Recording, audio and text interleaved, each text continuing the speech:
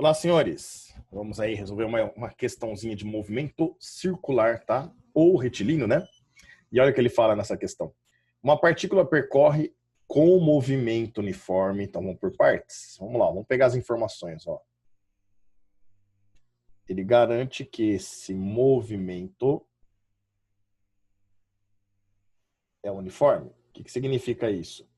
Que o valor, o módulo da nossa velocidade é constante.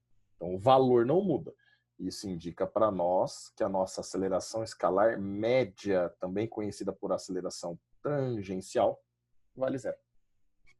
Em uma trajetória não retilínea. Não retilínea é a mesma coisa que falar numa trajetória curvilínea. Então, esse corpo faz uma curva ou uma trajetória circular. Então, pera lá. Se a trajetória é circular, senhores, significa que o vetor velocidade não é constante. O valor dele é, mas a direção muda. Então, aqui, ó, ele não é constante, pois muda a direção. Então, percebe que quando você não coloca setinha em cima, é porque você está trabalhando o escalar daquela grandeza apenas, né? Você não está preocupado se ela é escalar ou vetorial, você está analisando o valor numérico dela. Colocou setinha em cima, você está falando que o vetor. Então, esse vetor, ele não é constante. Aliás, para a gente colocar de forma correta, não vou nem colocar o sinal de igual aqui, vou colocar implica, tá? Esse vetor não é constante para nós. Bom, senhores, o fato de ser um movimento circular, o fato de nós estarmos sabendo aqui que a direção muda, garante para nós que tem uma aceleração que varia a direção do vetor velocidade. Essa aceleração é a centrípeta. Se ela existe aqui, significa que ela é diferente de zero. Fechou? Então, olha que bacana. Esse corpo, ele está realizando uma trajetória circular ou um trecho de curva para nós, certo? E nesse trecho de curva, olha o que acontece. Em cada ponto, obviamente que nós temos aqui o centro, né, da nossa circunferência, mas em cada ponto que esse corpo se encontra, a posição, né, um carrinho, um veículo, não importa qual seja o meio de transporte que nós estamos trabalhando aqui, em cada posição que ele se encontra, obviamente que por estar em movimento, ele possui um vetor velocidade. Então, olha lá. Nós temos aqui um vetor velocidade em todos os pontos, indicando para onde esse corpo vai.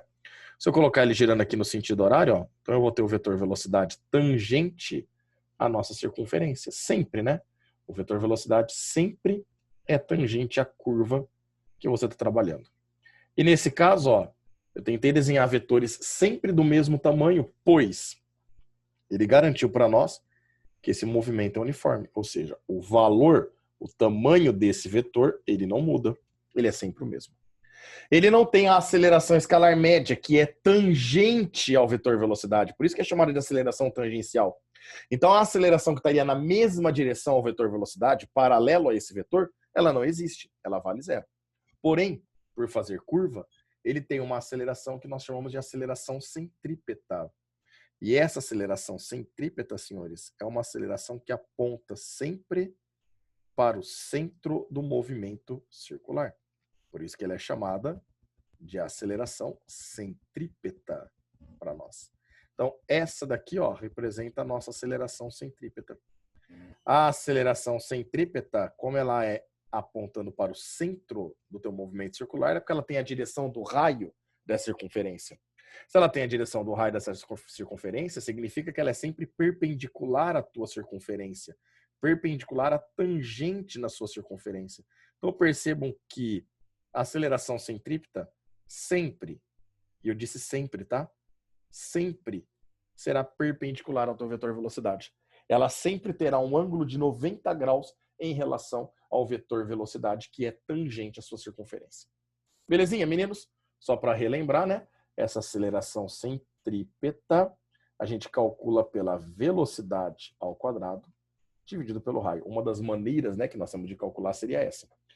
Isso significa que se ele garantir que o teu movimento é circular, ou seja, raio constante, não muda o valor do raio, e como ele já garantiu que o movimento é uniforme, ou seja, não muda o valor da velocidade, nós vamos poder afirmar que essa aceleração centrípeta é constante no seu valor. Cuidado! A aceleração centrípeta, ela só pode ser constante no valor.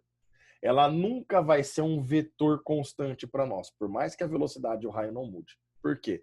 O valor dela não muda. Mas como o movimento é circular, ó, a cada instante essa aceleração centrípeta aponta para um lugar diferente. Ó a direção dela mudando. Então, a aceleração centrípeta sempre é variável. O vetor, tá? Varia valor? Às vezes não. O valor pode ser constante, mas a direção dela sempre está variando. Belezinha? Vamos analisar as alternativas, então? Olha lá. Em cada instante temos que, item A, os vetores velocidade e aceleração são paralelos entre si? Não, porque a nossa tangencial aqui vale zero. Ela seria paralela ao vetor velocidade. Aqui nós temos a centrípeta que é perpendicular. Portanto, item A está falso. O B, a velocidade vetorial é nula? Jamais, né? Ele está se movimentando, então ele tem velocidade.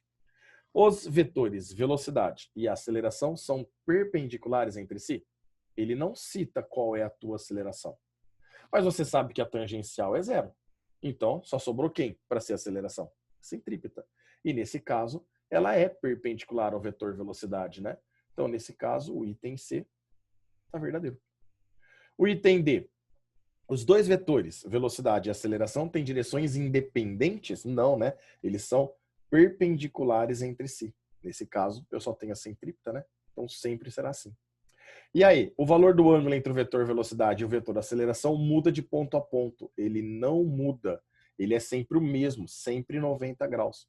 Portanto, a melhor alternativa para nós aqui ficou a alternativa C. Fechou, senhores? Grande abraço a todos.